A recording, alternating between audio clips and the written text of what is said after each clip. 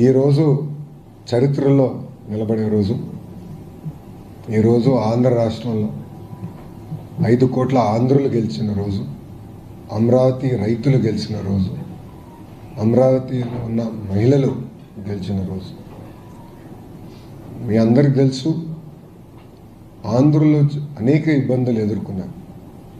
ముందల మనందరం మెడ్రాస్ స్టేట్లో మెడ్రాస్ రాజధానిగా ఉన్నాం. దాని తర్వాత పొట్టి శ్రీరాములు గారు చేసిన 58 రోజుల దీక్ష ప్రాణత్యాగం వల్ల భాష ప్రయుక్త రాష్ట్రాలు ఏర్పడినాయి. దాంట్లో ఆంధ్ర రాష్ట్రం ఏర్పడింది, కర్నూలు రాజధానిగా ఏర్పడటం జరిగింది. 3 సంవత్సరాల తర్వాత ఒక ఒప్పందం వల్ల తెలంగాణని ఆంధ్ర రాష్ట్రాన్ని మళ్ళీ కలిపి హైదరాబాద్ రాజధానిగా చేసుకుంటాం జరిగింది.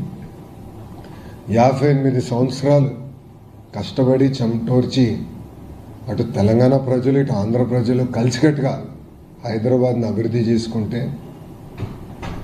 ఒక చీకటి రోజు పార్లమెంట్లో ఎలాంటి చర్చ జరగకుండా టీవీలు కట్టేసి తలుపులు వేసి ఆ రోజు ఆంధ్ర రాష్ట్రాన్ని విభజిస్తాం జరిగింది.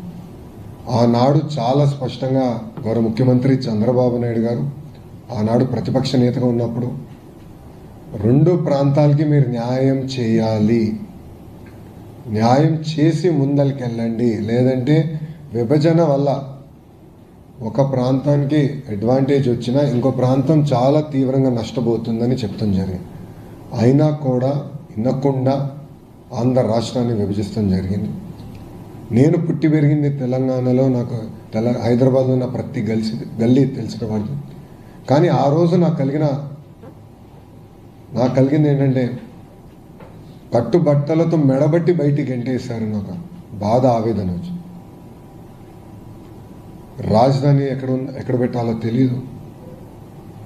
కూర్చున్నాక ఒక సెక్రటేరియట్లో మన సెక్రటరీలు కూర్చున్నాక ప్లేస్ లేదు, అసెంబ్లీ సమావేశాలు వేసుకోవడానికి ప్లేస్ లేదు, హైకోర్టు లేదు. 10 సంవత్సరాలు హైదరాబాద్ మీ రాజధాని, దాని తర్వాత మీరు దారి మీరు ఎత్తుక్కోండి అని సింపుల్గా చెప్పేశాను. విభజన ఎంత దారుణంగా జరిగిందంటే షెడ్యూల్ 9, షెడ్యూల్ 10 సంస్థలు ఇప్పటికీ అటు తెలంగాణ రాష్ట్రం కానివ్వండి ఇటు ఆంధ్ర రాష్ట్రం తేల్చుకునే పరిస్థితి లేకుండా పోయింది.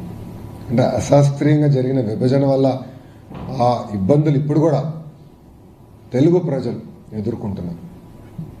మీ అందరు తెలుసు, ఆనాడు హైదరాబాద్లో ఉన్న శాసనసభలో ఆంధ్రప్రదేశ్ మన అసెంబ్లీ మీటింగ్ జరిగింది. దాంట్లో చాలా స్పష్టంగా గౌరవ ముఖ్యమంత్రి గారు అటు ఉత్తరాంధ్రకి ఇటు రాయలసీమకి సమదూరంగా రాజధాని ఉండాలి, ఆ రాజధాని అమరావతి అని ఆనాడు ఆయన ప్రకటించారు.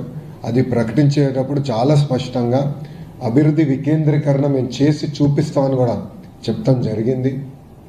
దాంట్లో భాగంగా రైతులు ముందరికి వచ్చారు. గౌరవ ప్రధానమంత్రి గారు స్వయంగా వచ్చి అమరావతి పనులకు శంకుస్థాపన చేస్తాం జరిగింది. ఆనాడు రైతులకున్న భరోసా ఏంటంటే Telugu Desam party, Bharatiya Janata party, Janasena party, చివరికి వైఎస్ఆర్సీపీ కూడా అమరావతికి సంపూర్ణ మద్దతు తెలిపారు. అందుకే మేము మా భూమిలో 5 కోట్ల ఆంధ్రుల రాజధాని కోసం ఇస్తున్నామని చాలా స్పష్టంగా వాళ్ళు తెలియజేస్తాం జరిగింది. కానీ బాధాకరమైన విషయం ఏంటంటే 2019 ఎన్నికల ముందర మేము చాలా స్పష్టంగా ప్రజలు చెప్పాం, పొరపాటున ప్రభుత్వాలు మారితే అమరావతి రాజధానిగా ఉండదు, రాజధాని తరలిస్తారని. కానీ ఆనాటి ప్రతిపక్ష నేత, ఇప్పుడు పులివెందుల ఎమ్మెల్యే చాలా స్పష్టంగా నేను ఇక్కడనే ఇల్లు కట్టుకున్నాను, నేను రాజధాని ఎక్కడ తీసుకెళ్ళను అని ప్రజల్ని మోసం చేస్తాం జరిగింది. ఆయన అధికారంలోకి వచ్చిన తర్వాత రాజధాని పైన అనేక ఆరోపణలు చేసి 3 ముక్కల ఆటకి ఆయన మొదలుపెట్టారు. ఆ రోజు శాసనసభలో మా శాసనసభ్యులు పోరాడారు, కౌన్సిల్లో మాకు మెజారిటీ ఉంది. ఆ రోజు మేము కౌన్సిల్ సాక్షిగా మేమందరం పోరాడాం. నేను ఆ రోజు ఎమ్మెల్సీని, బిల్ని సెలెక్ట్ కమిటీకి పంపిస్తే కూడా సభ్యులందరూ సెలెక్ట్ కమిటీకి పంపిస్తే కూడా అప్పుడున్న లెజిస్లేటివ్ అఫైర్స్ మినిస్టర్ చైర్మన్ గారు సంతకం లేకుండా సింపుల్గా బిల్ పాస్ అయిందని చెప్పి తీసుకెళ్లి గవర్నర్ గారు ఎస్ఎన్టీకి పంపించారు. అది తెలుసో తెలియకనో ఇప్పుడు కూడా నాకు తెలియదు, గవర్నర్ గారు ఆ రోజు పర్మిషన్ ఇచ్చారు. అది మేము లీగల్గా ఛాలెంజ్ చేసాం. అప్పుడు కోర్టు మీరు తప్పు చేశారు అని అక్షంతల హస్తం కూడా జరిగింది. కానీ ఆ రోజు నుంచి ప్రజా రాజధాని కోసం ఒక ఉద్యమం మొదలైంది. పెద్ద ఎత్తున రైతులు, ప్రత్యేకంగా మహిళలు, ఎప్పుడు ఇంటి గడప దాటిన మహిళలు పెద్ద ఎత్తున రోడ్డుపైకి వచ్చి 5 కోట్ల ఆంధ్రుల కోసం పెద్ద ఎత్తున ఆనాడు పోరాడినందుకు వాళ్ళు అన్ని రకాలుగా అవమానించారు, వాళ్ళపైన దాడి చేశారు, లాఠీలతో కొట్టారు, కంచెబెట్టారు. శాంతియుతంగా వాళ్ళు అమరావతి నుంచి తిరుమలకి వెళ్ళాలన్నా, అమరావతి నుంచి సింహాచలంకి వెళ్ళాలనుకుంటే పాదయాత్రగా అనేక ఇబ్బందులు పెట్టారు, అవమానించారు. ఎంత దారుణం అంటే ఆ గ్రామంలో ఉన్న ప్రజలు ఆ గ్రామంలో తిరగాలంటే ఏకంగా వాళ్ళు ఆధార్ కార్డు చూపించే పరిస్థితి. 144 సెక్షన్ పెట్టారు. ఆ 5 సంవత్సరాలు ప్రజల్ని అన్ని రకాలుగా వేధించారు. 5 కోట్ల ఆంధ్రులు చూశారు. అందుకే వాళ్ళకు ఆవేదన, ఒక బాధ కలిగింది. ఆనాడు మేము చాలా స్పష్టంగా చెప్పాం, ఒకే రాష్ట్రం, ఒకే రాజధాని, అది అమరావతి. కానీ అభివృద్ధి వికేంద్రీకరణ చేసి చూపిస్తా ఉన్నాం. అదే నినాదంతో మేము అందరం ఎన్డీఏ మన ఎన్నికల్లో మేము కలిసికట్టుగా పోటీ చేశాం.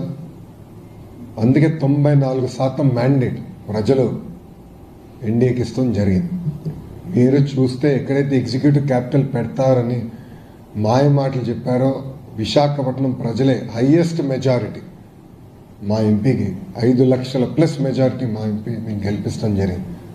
సో అటు విశాఖపట్నం కానీ, శ్రీకాకుళం, విజయనగరం, విశాఖపట్నం కానివ్వండి, లేదంటే హిందూపూర్, అనంతపూర్, చిత్తూరు కానివ్వండి, అందరూ కూడా మేము అమరావతితో ఉన్నాం. ఒకే రాష్ట్రం, ఒకే రాజధాని. ఇప్పటికీ చాలా నష్టపోయాం.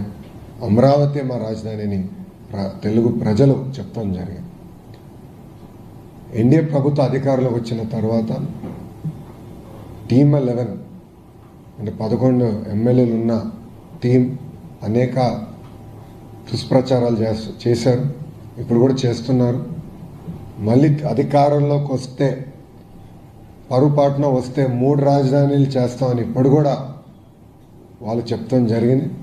దానివల్ల అమరావతికి రావాల్సిన పెట్టుబడులు కూడా స్లో అయింది. ఆంధ్ర రాష్ట్రానికి రావాల్సిన పెట్టుబడులు స్లో అయినాయి.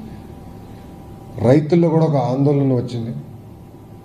మళ్ళీ మా భవిష్యత్తు ఏంటి, ఇప్పటికీ నష్టపోయాం, మా భవిష్యత్తు ఏంటి, మళ్ళీ ఇంకొక ఉద్యమం చేయాలా, ఇది కరెక్ట్ కాదు, నీకు చట్టబద్ధత ఉండాలి, Amaravati should be the soul and permanent capital of Andhra Pradesh అని వాళ్ళు కూడా కోరటం జరిగింది.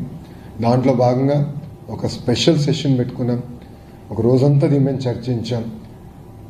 ఏకగ్రీవంగా శాసనసభలో తీర్మానం చేసి పార్లమెంట్కి పంపిస్తాం జరిగింది.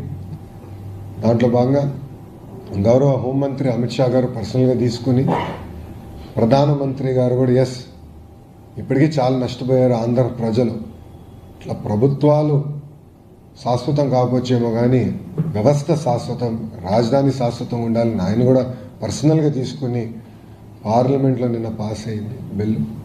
దాని తర్వాత ఆ సవరణ, దాని తర్వాత రాజ్యసభకు వచ్చి ఈరోజు ఆంధ్ర ప్రజలందరూ గర్వపడాలి. ఎందుకంటే మొత్తం భారతదేశం, ఒకే ఒక పార్టీ తప్ప మొత్తం భారతదేశం ఆంధ్ర రాష్ట్రానికి అండగా నిలబడింది. ఒక కదలిక తీసుకొచ్చాం. చాలామంది ఈరోజు రాజ్యసభలో మాడుతూ ఇది ప్రారంభం మాత్రమే, అమరావతి రాజధానికి ఒక సపోర్ట్ ప్రారంభం మాత్రమే, మనం ఆంధ్ర రాష్ట్రానికి అండగా నిలబడాలి. ఇప్పటికీ ఆంధ్ర రాష్ట్రం అనేక ఇబ్బందులు ఎదుర్కొంది, 5 సంవత్సరాలు చాలా నష్టపోయింది, మేమందరం ఉంటామని ఒక్క పార్టీ మినహా, ఆ టీమ్ 11 పార్టీ, ఆ ఒక్క పార్టీ మినహా అన్ని పార్టీలు కలిసికట్టుగా, ఇటు భారతీయ జనతా పార్టీ ఎన్డీఏలో ఉన్నా కానీ భారతీయ జనతా పార్టీ, జనసేన అయి ఉండొచ్చు, జేడీయూ అయి ఉండొచ్చు, అటు పక్కన కాంగ్రెస్, టీఎంసీ, ఆప్, ఎస్పీ అందరూ కూడా ముఖ కంఠంతో ఎస్ ఆంధ్ర రాష్ట్రానికి శాశ్వత రాజధాని అమరావతి అని వాళ్ళు మాట్లాడతాం. ఈరోజు కూడా నాకు వచ్చిన సమాచారం మేరకు కరెక్ట్గా 11 పార్టీలు మాట్లాడింది. సో 11 నంబర్ అనేది గత పాలకులు చేసిన పొరపాట్ల వల్ల ఆ 11 నంబర్ అనేది వాళ్ళు వెంటాడుతుంది. సో ఈరోజు కూడా అనుకోకుండా 11 పార్టీలు మాట్లాడే దాంట్లో ఒక పార్టీ యాజ్ యూజువల్ వాకౌట్, వాళ్ళకి ఫ్యాషన్ అది. కౌన్సిల్లో వాకౌట్, పార్లమెంట్లో కూడా వాకౌట్ చేశారు. వాళ్ళకు ప్యాషన్ అంటారో ఫ్యాషన్ అంటారో, అది CCD ఉన్న వ్యక్తి, క్రెడిట్ చోరీ డిసార్డర్ ఉన్న వ్యక్తిని మీరు అడగాలి.